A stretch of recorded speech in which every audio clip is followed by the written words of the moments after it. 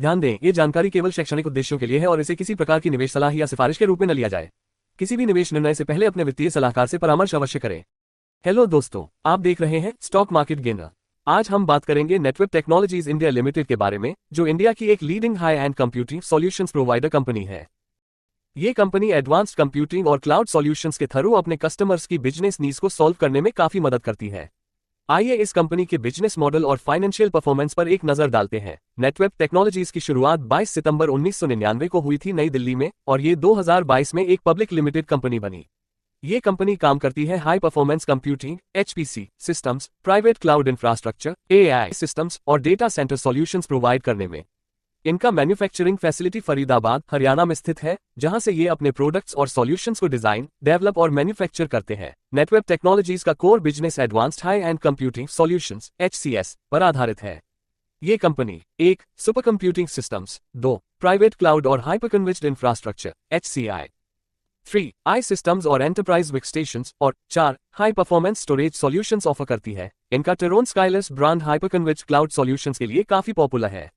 ये bespoke cloud solutions customers की computing, storage और नेटवर्क नीड्स को एक इंटीग्रेटेड सॉल्यूशन के थ्रू मैनेज करता है। नेटवेब अपने कस्टमर्स को फास्टर डेटा प्रोसेसिंग के लिए सुपर कंप्यूटिंग और आई सिस्टम्स प्रोवाइड करता है, जो लार्ज स्केल डेटा मैनेजमेंट को आसान बनाते हैं। कस्टमाइज्ड क्लाउड सॉल्यूशंस के थ्रू उनकी इंफ्रास्ट्रक्चर को एफिशिएंटली मैनेज करने में मदद करता है। ड्यूल प्रोसेसर सर्वर्स के जरिए ऑपरेशनल फ्लेक्सिबिलिटी और हाई परफॉर्मेंस ऑफर करता है, जो क्रिटिकल टास्क को स्मूथली हैंडल करते हैं। इनके solutions information technology, BFSI, media, defence और डेटा सेंटर्स जैसी इंडस्ट्रीज में यूज होते हैं, और कंपनी ने IIT कानपुर, JNU, IIT नया रायपुर जैसे बड़े इंस्टीट्यूशंस में अपने सिस्टम्स इंस्टॉल किए हैं।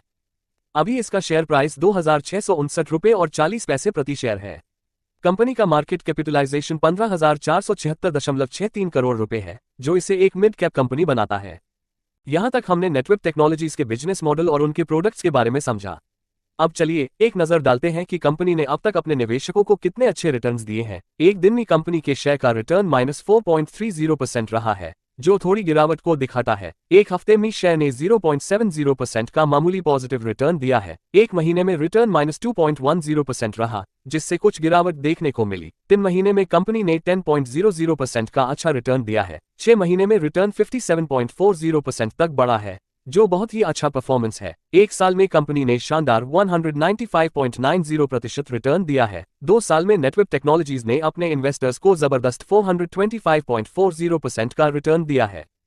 अब आइए देखते हैं कंपनी की रेवेन्यू ग्रोथ को, जो पिछले कुछ सालों में काफी तेजी से बढ़ी है। 2021 में रेवेन्यू 144 करोड़ था। 2022 में ये बढ़कर 248 करोड़ पहुंचा। 2023 में कंपनी का रेवेन्यू 446 करोड़ रहा, और 2024 में ये जबरदस्त उछाल के साथ 736 करोड़ तक पहुंच गया। ये आंकड़े कंपनी की तेजी से बढ़ती डिमांड और मार्केट में उसकी मजबूत पकड़ को साफ दर्शाते हैं। अब देखते हैं नेटवेब टेक्नोलॉजीज के नेट प्रॉफिट की ग्रोथ। 2021 में नेट प्रॉफिट 8.23 करोड़ था। 2022 तक ये बढ़कर 22.45 करोड़ हो गया। 2023 में प्रॉफिट 46.94 करोड़ तक पहुंच गया। 2024 में इंप्रेसिव बढ़त के साथ 75.90 करोड़ तक पहुंच गया। ये ग्रोथ कंपनी के स्ट्रॉन्ग बिजनेस और बढ़ती डिमांड का प्रूफ है। अब बात करते हैं नेटवेब टेक्नोलॉजीज के शेयर होल्डिंग पैटर्न की। प्रमोटर्स के पास कुल शेयर का 71.39% हिस्सा है। फॉरेन इंस्टीट्यूशनल इन्वेस्टर्स FII के पास 12.13% हिस्सा है। म्यूचुअल फंड्स MF के पास 5.22% शेयर्स है। पब्लिक की 10.89% हिस्सेदारी है, और अदर्स के पास 0.37% का हिस्सा है। ये शेयर होल्डिंग पैटर्न कंपनी में प्रमोटर्स और FII की मजबूत पकड़ को दिखाता है।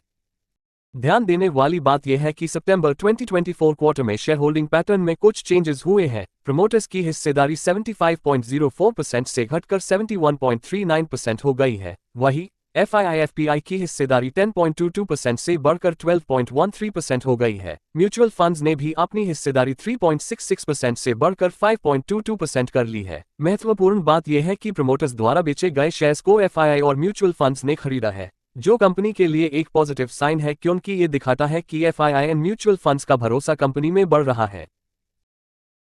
बात करते हैं कंपनी के बैलेंस शीट की, जिसमें हम टोटल एसेट्स और टोटल लायबिलिटीज का ओवरव्यू देखेंगे। टोटल एसेट्स का मतलब होता है कंपनी के पास जो कुछ भी वैल्यूएबल चीजें हैं, जैसे property, cash, inventory, etcetera. Total liabilities का मतलब होता है कंपनी पर जो उधार या जिम्मेदारियां हैं, जैसे लोन्स, पेबल अमाउंट्स, एटसेट्रा। 2021 में कंपनी के टोटल एसेट्स 110.25 करोड़ जबकि उसकी टोटल लायबिलिटीज 88.43 करोड़ थी, यानी लायबिलिटीज के कंपैरिजन में एसेट्स ज्यादा थे। 2022 में टोटल एसेट्स बढ़कर 148.65 करोड़ हो गए और लायबिलिटीज भी बढ़कर 104.28 करोड़ तक पहुंच गई। 2023 में कंपनी के टोटल एसेट्स में सिग्निफिकेंट ग्रोथ देखने को मिली, जो 266 करोड़ तक पहुंच गए, जबकि लायबिलिटीज 172.33 करोड़ थी। 2024 में कंपनी के टोटल एसेट्स ने जबरदस्त तेजी से बढ़कर 612.51 करोड़ का लेवल छू लिया और लायबिलिटीज कंपैरेटिवली कम बढ़कर 189.76 करोड़ रही। ये बैलेंस शीट का डेटा कंपनी की तेजी से बढ़ती फाइनेंशियल स्ट्रेंथ और ग्रोथ को दिखाता है,